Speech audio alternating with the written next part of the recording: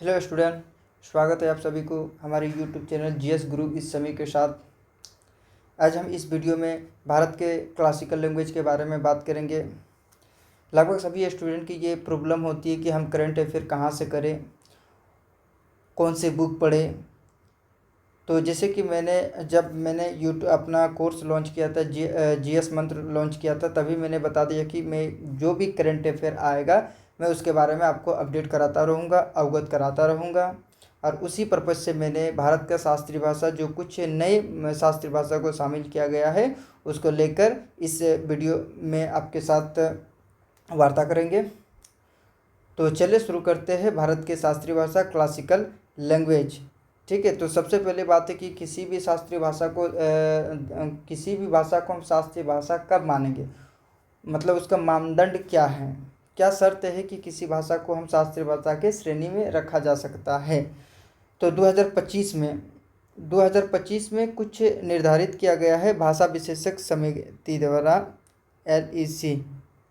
ठीक है, इसके द्वारा कुछ नियम बनाए, कुछ मानदंड बनाए हैं जो 2005 में निर्धारित किया गया था कि किस भाषा को हम शास्त्रीय भाषा के श्रेणी में रख सकते हैं। तो इसने पहला बात क्या कि ऐसी भाषा हो जिसके प्राचीन हो, जो लगभग 1500 से 2000 ईसा पूर्व का हो। ऐसी भाषा को हम शास्त्रीय भाषा के श्रेणी में रख सकते, पहला। दूसरा कहा कि ऐसी भाषा हो जिसको पीढ़ियों द्वारा मूल्यवान विरासत माना जाता है, उसको संरक्षण किया जाता हो, महत्व दिया जाता हो।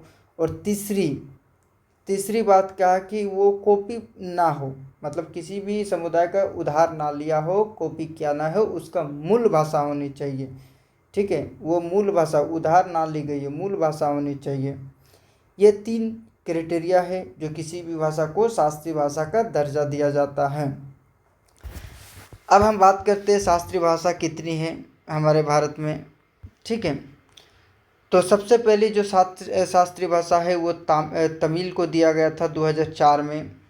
उसके बाद संस्कृत को दिया था 2005 में, तेलुगु को 2008 में, कन्नड़ 2008 में, मलयालम को 2013 में और उड़िया को 2014 में।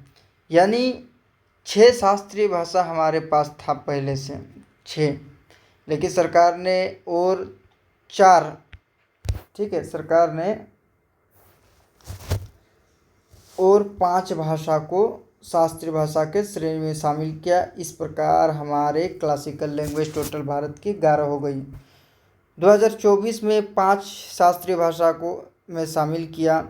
एक मराठी को शामिल किया, दूसरा बंगाली, असमिया, प्राकृत और पाली को।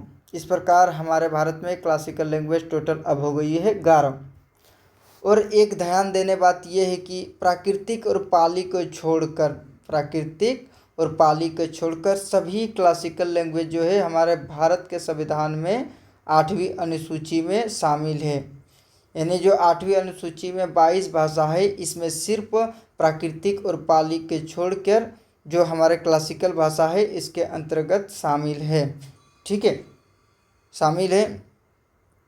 तो ये करंट न्यूज में था जो 2024 का करंट में है, जो कुछ भाषा को शास्त्रीय भाषा में शामिल किया है, जो मैंने आप सभी के सामने पेश किया। ठीक है, बस एक छोटा सा टॉपिक था जो करंट में 2024 में था, जिसे कुछ क्लासिकल लैंग्वेज में शामिल किया गया, वो आपके सामने मैंने पेश किया। आशा करता हूँ कि आप सभी को ये जो करंट अपडेट है यह आप सभी को पहले आप सभी ने नहीं जाना। शायद हमारे वीडियो देखकर आप सभी को ये पता होगा कि अब हमारे क्लासिकल लैंग्वेज 11 हो गई है। ठीक है, चलिए आज का छोटा सा वीडियो था, बस यहीं तक। Thank you so much.